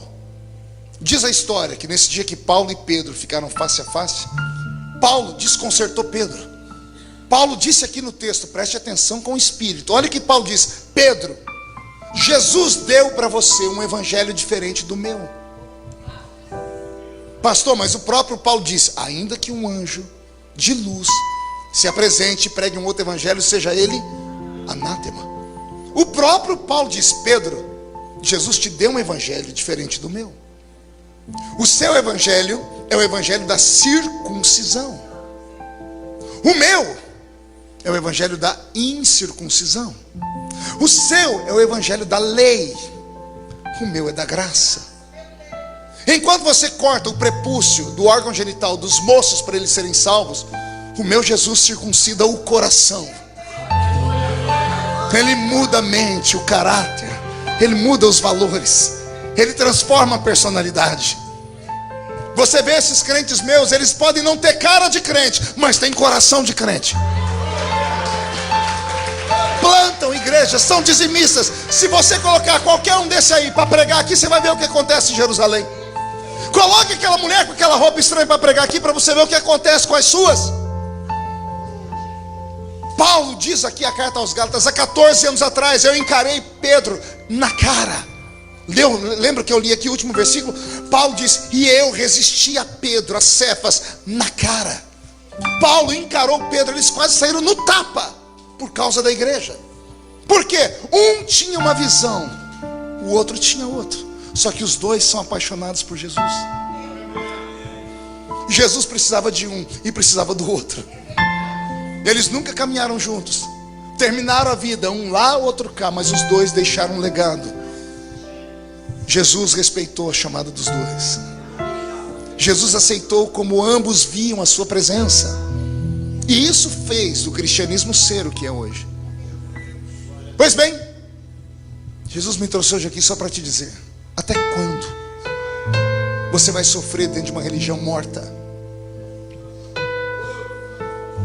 Dentro de um ministério que só roubou de você a graça, que te transformou num ser ruim. O crente religioso, ele é ruim. Ele é incapaz de estender a mão para quem está caído, mas ele é o primeiro a decretar a falência, a exclusão do outro que ele vê cair. A religião mata o ser humano. E pior, a ferida provocada pela religião não tem cura. Só o amor, só a graça. Quando eu vejo esse ministério aqui, eu conheci ele há pouco tempo, e eu converso muito com o Roberto. Roberto me fala da atitude de vocês hoje, que vocês fazem, que vocês levantam pessoas. Eu falei: meu Deus, que nasçam mais ministérios assim. Que esta igreja seja chamada de hospital aqui em Orlando. Que entre aqui os doentes, os feridos, e que Jesus comece a fazer milagres. Porque eu estou pregando aqui para Paulos, para homens e mulheres que eram ruins por dentro, traumas, crises, abandonados pela religião, mas não se afastaram de Cristo. Você pode não ter dado um glória a Deus até agora, porque você está aí fazendo birra, né? Está birrento com Jesus, está igual uma criança birrenta. Fizeram isso comigo, fizeram aquilo comigo, mas você ainda está aqui. É melhor estar aqui do que não estar aqui. Aí o Jesus me traz de fora e diz assim: hoje eu vou abrir o olho deles. Hoje eu abro a mente deles. Hoje eu planto dentro deles a verdadeira graça, a verdadeira chamada. A verdadeira chamada não vem da horizontal, vem da vertical. O que o homem dá, o homem toma. Por que é que nunca conseguiram me parar? Porque não foram os homens que me deram. Se fossem os homens que tivessem me dado, se tivessem me colocado em uma religião, se tivessem me colocado dentro de uma caixinha, se tivessem feito qualquer coisa comigo, eu não teria recebido nada na minha vida. Se descolhe, deixa Deus abrir o seu coração, a sua mente. O cristianismo é muito mais profundo do que tudo isso. Servir Jesus é mais profundo que estar apenas em uma igreja, apenas em uma religião, estar apenas filiado a um ministério. Servir Jesus é muito mais profundo do que isso. Está na hora de você voltar a ser feliz. Está na hora de você arrancar de dentro de você aquelas coisas que plantaram aí dentro. Seu casamento não deu certo, você nunca mais vai ser obreiro. O povo ruim, povo cruel. Eu era do ministério lá no Brasil, e eu me lembro como se fosse hoje. Fizeram uma convenção e havia uma comissão de ética da igreja. E estavam estudando um caso para saber o que fazer com um pastor que cai em pecado de adultério. Depois de 2 horas de tempo fechado, um maior deles, o doutor da lei, escreveu a lei, criou a comissão e foi aprovado. Pastor que cair em pecado, 10 anos de banco. Não pode cantar no coral nem nada, vai ser membro de banco se quiser. 10 anos depois a gente reavalia. A lei foi aprovada com louvores, com aplausos. 3 meses depois, a lei foi aplicada sobre aquele que criou ela. Você entendeu ou não? O homem que criou a lei foi o primeiro a ser punido por ela. O primeiro a ser punido por ela. Com a medida com que você mede, você é medido. Se você planta misericórdia, você colhe misericórdia. Se você planta perseguição, você será perseguido. Se planta amor, colherá amor. Se planta ódio, colherá ódio. A lei está estabelecida. Pela história de Paulo, eu estou provando para você que é possível a sua chamada acontecer. Não no seu tempo, mas no tempo dele. Mas você tem que ter coragem. Tem que ter as costas largas. Tem que suportar, porque se te baterem, você tem que aprender a levantar. Pergunta para mim, como é que o senhor aguenta, pastor? Eu não sei bater, mas pensa no homem que aguenta apanhar. Eu sou mestre em apanhar. Pode me, já tomei pancada de tudo quanto é lado. Colocaram um apelido em mim no Brasil, eu sou o Highlander. Lembra do Highlander? Não? Era um super-herói que não morria.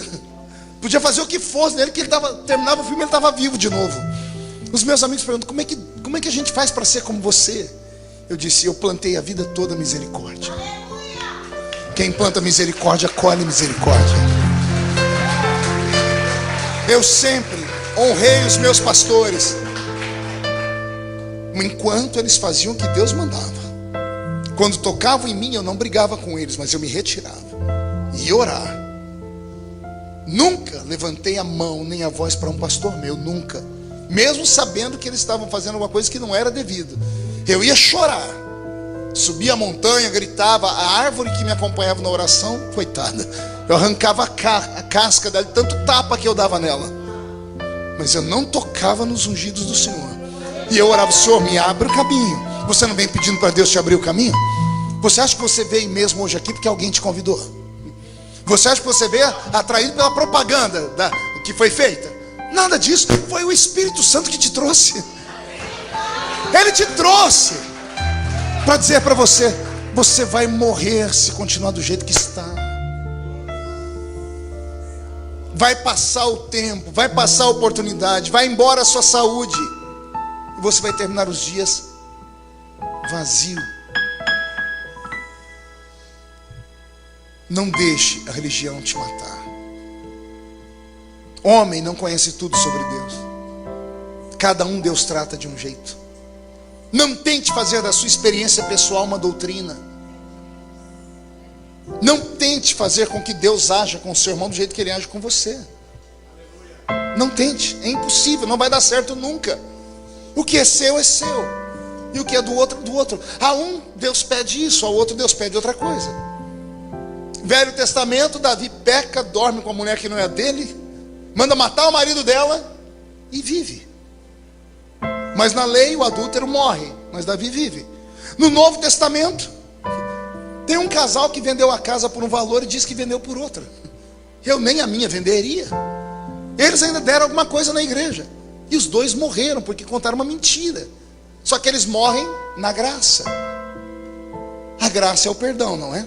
A lei é a condenação. Mas na lei, o que devia ser condenado viveu. E na graça, o que devia ser perdoado morreu.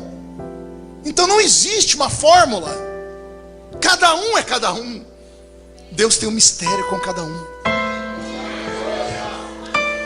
O dia que você entender isso, você vai parar de olhar a vida dos outros. Deus tem um mistério com cada um. Eu termino como comecei. Deus não erra quando chama. Deus não errou quando te chamou. O seu problema é que você tenta se comparar com os outros. Aí não dá. Que Deus te levante. Que Deus te dê o melhor ano que você já sonhou inteiro aqui nessa terra.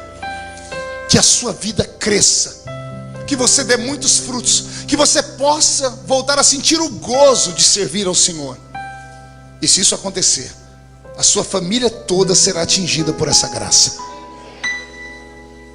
Que Paulo seja nesta noite a nossa inspiração de superação. Não há desculpa para você não sonhar mais. Não há desculpas para você não querer mais ser pregador. Ninguém pode tirar de você o seu dom, porque foi Deus quem deu. Agora você tem que acreditar. Amém?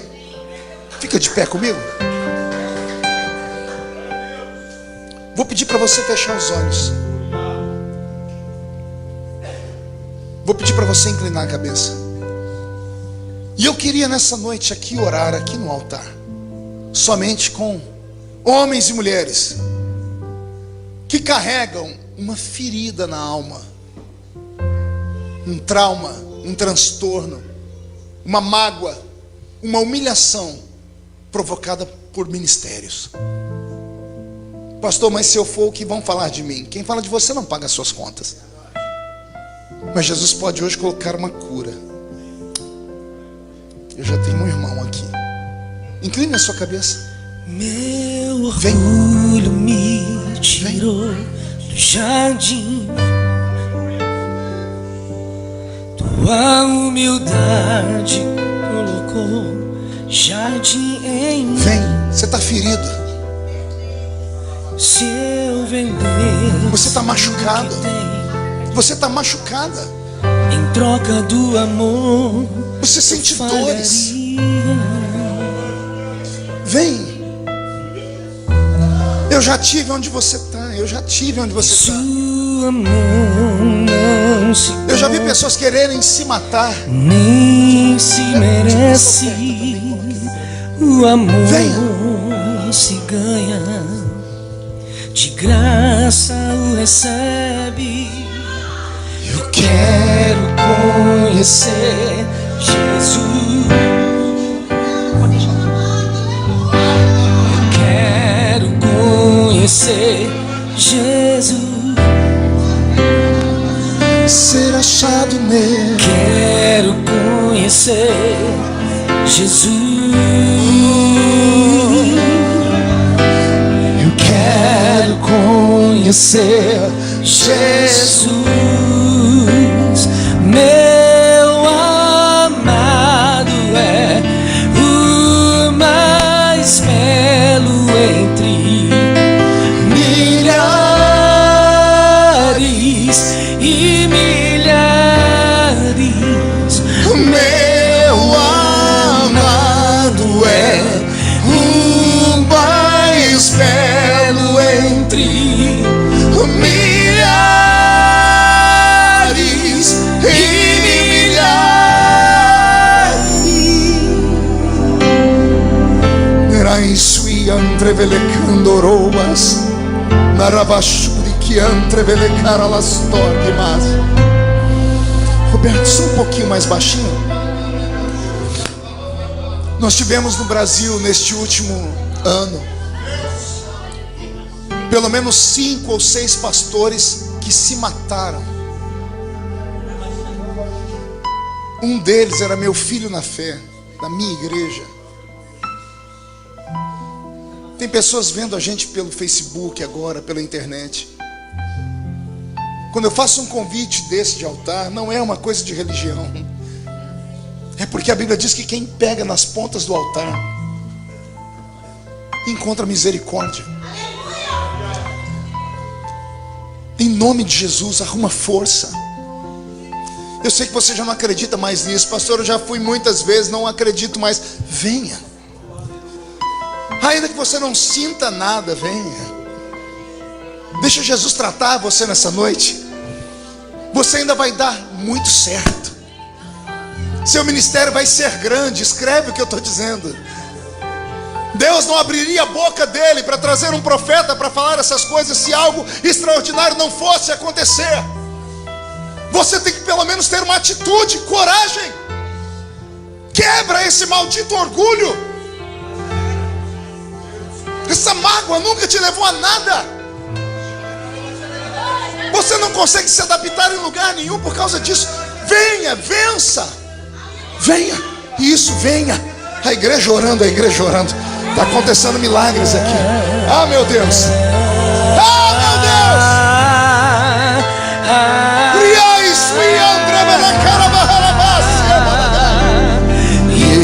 Yeshua.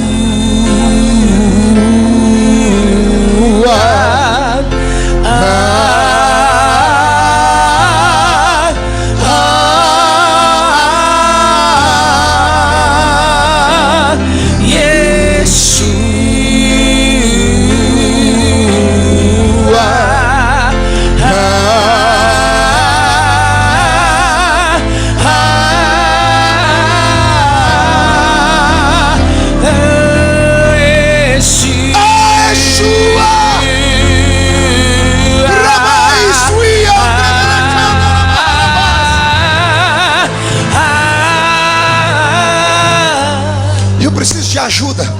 Eu preciso de pastores, missionários, missionárias, obreiros, membros sarados desta igreja, líderes de células. Me ajudem aqui. Escolha uma das pessoas que estão aqui e abrace ela, por favor. Me ajude, me ajude, me ajude, me ajude rápido.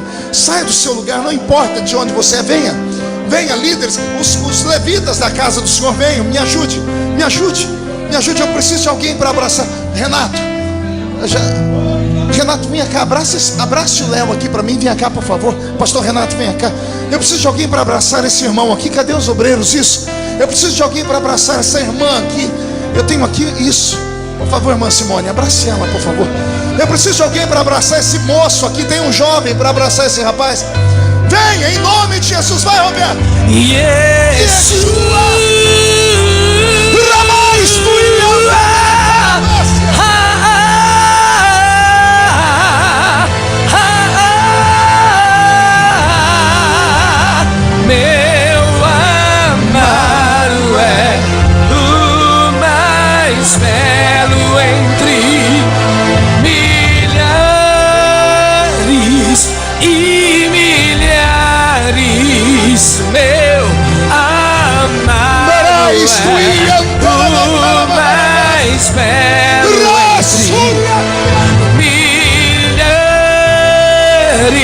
E milhares,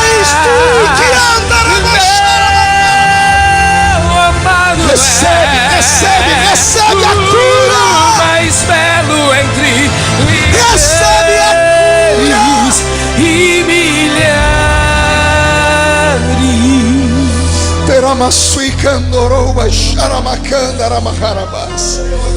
Pai nosso que estás no céu, santificado seja o teu nome.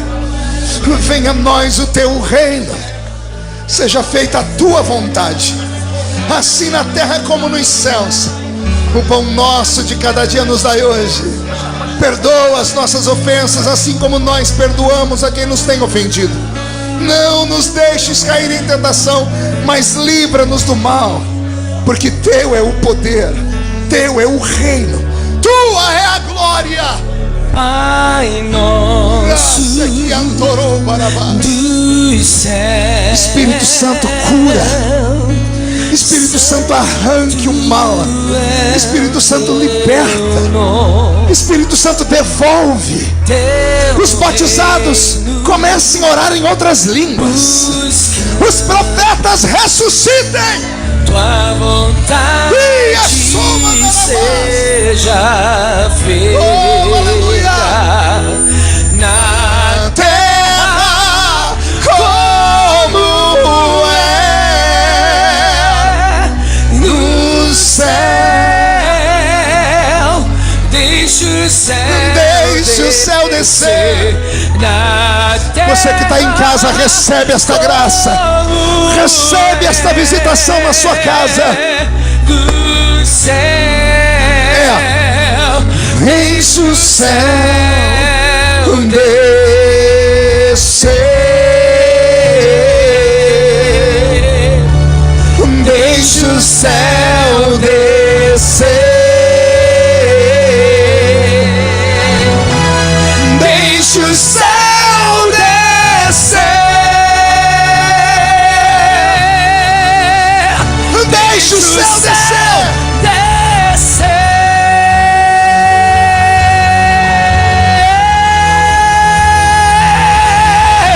Teu é o reino, teu o poder e tua é a glória para sempre.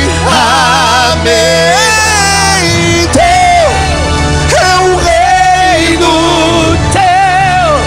o poder e tua é a glória para sempre.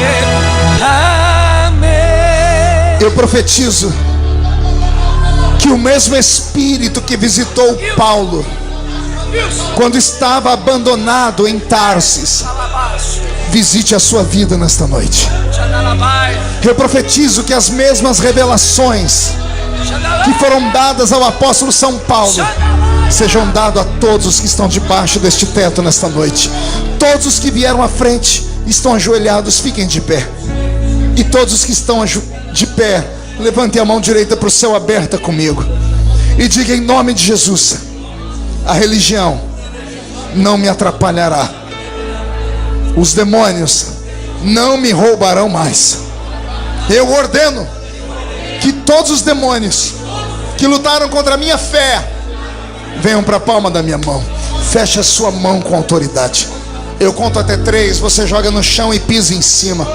E aí você abraça pelo menos 3 pessoas e vai dizer para cada um deles: a sua chamada vai vingar. 1, você nunca mais será o mesmo. 1,5, a sua família sentirá orgulho de você de novo. 2, esta igreja vai crescer a 100 por 1. 2,5, Orlando será chamado de capital do avivamento. 3, jogue no chão, pise em cima. Abrace 3 pessoas e profetize. Profetiza, profetiza. Oh glória.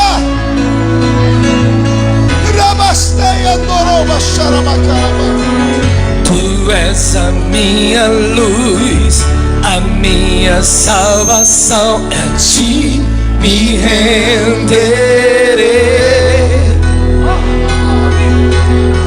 Se ao teu lado estou, seguro em tuas mãos, eu nada temerei. Oh,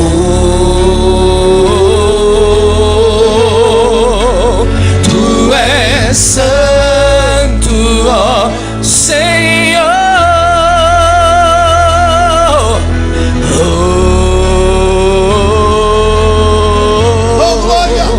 Tu és digno de louvor. Só em ti confiarei, eu nada temerei. E frente eu irei, pois eu sei que vivo está. E um dia voltará do céu pra nos buscar, pra sempre reinará. Aleluia. pode aplaudir a Jesus? Quem pode aplaudir e gritar? Quem pode aplaudir, gritar e dar um pulo para cima? Amém? Murcha a barriga, estufe o peito e olhe nos olhos da pessoa que está do seu lado. Se o olho dela não estiver vermelho, enfia o dedo no olho dela, por favor. Oh, glória. Valeu? Bora fazer uma vigília hoje ou não? Quem encara uma vigília hoje? Deixa eu ver. Tudo falso. Começa a vigília, fica só eu aqui, né? Tome seu assento aplaudindo a Jesus. Glória a Deus. Valeu? De verdade? Posso voltar outro dia? Acho que em julho eu volto. Aí vem passar. Ah, vai ser, tem conferência em julho? Sério? E eu não estava nem sabendo. Já estou agendado e não estou nem sabendo. Maravilha, pode contar comigo, vai ser uma bênção aqui. Queridos, eu queria fazer um pedido a vocês hoje. Posso? Segunda vez que eu estou aqui, eu já estou tomando intimidade, né? Eu estava ouvindo o pastor aqui falar no começo do culto sobre a missão que ele foi na Índia, né? E eu me lembrei de quando eu tive a oportunidade de ir a lugares como esse. Só entende de amor e fé cristã quem vai num lugar como esse. Servir a Deus quando você tem tudo é muito fácil. Duro é servir a Deus quando você não tem nada. Eu me lembro que eu preguei em Angola uma vez, isso há 20 anos atrás, foi a primeira vez. O país estava em guerra ainda e tinha aquele maluco do Jonas Savimbi, que era o líder da UNITA, era um terrorista. Eu assisti VHS dele pegando crianças de 5 anos, arrancando a cabeça delas com um facão, só para chamar a atenção da ONU, porque a ONU queria acabar com a guerra, só que os Estados Unidos apoiavam Jonas Savimbi e a Rússia apoiava o governo de Angola, porque o governo de Angola era comunista. Então, um inferno na terra, né? E eu preguei ali em cultos que moveram a minha vida, pastor Verbênia.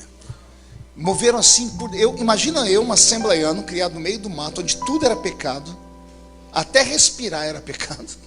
Tinha uma cota de oxigênio para respirar por dia, né? Aí eu vou pregar num lugar com 3.000 pessoas, sentadas no chão. Não tinha energia elétrica, era tudo com lamparina.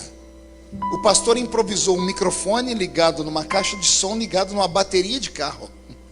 Eu falava aleluia, o povo entendia glória a Deus. Pense numa luta. Esse culto mudou a minha história, porque eu vi um grupo de senhoras do círculo de oração, devia ser círculo de oração. Ele disse, nós vamos ouvir agora o departamento feminino cantar. E ficaram em pé, não tinha um instrumento. O instrumento deles era um ritmo tirado na mão e nos pés. Aí eles faziam a ginga deles e batiam aqui, aqui, aqui. 500 pessoas fazendo isso. A poeira levantou com força. E aqui num canto tinha um paralítico, mas aqueles paralítico, que as pernas tudo torta. E eu ouvi esse homem gritar, Deus, eu queria ter pernas para dançar igual elas. E eu vinha de uma igreja que era pecado dançar. E eu vi Jesus curar aquele paralítico. Enquanto elas cantavam, ninguém orou por ele. Foi uma coisa de... Você já viu um milagre de verdade ou não? O milagre de verdade, ele não arranca a glória a Deus da gente. Ele cria temor. Caiu um temor na gente. Você percebe que tem algo fora do normal. E eu vi um milagre acontecer naquele dia. Só que quando as mulheres sentaram, o pastor viu que eu olhei para elas e eu notei. Tinha umas 500 mulheres carecas. Carecas. E lá na minha terra, a mulher cortasse o cabelo, perdia tudo, né? E eu olhava para elas, o pastor viu que eu fiquei desconcertado. Ele falou, pastor, o senhor está vendo que as mulheres raparam a cabeça? Eu falei, sim. Ele falou, então, nós tivemos um surto de piolho. E 30 mulheres tiveram que rapar a cabeça porque ficaram machucadas. As outras 400 e poucas ficaram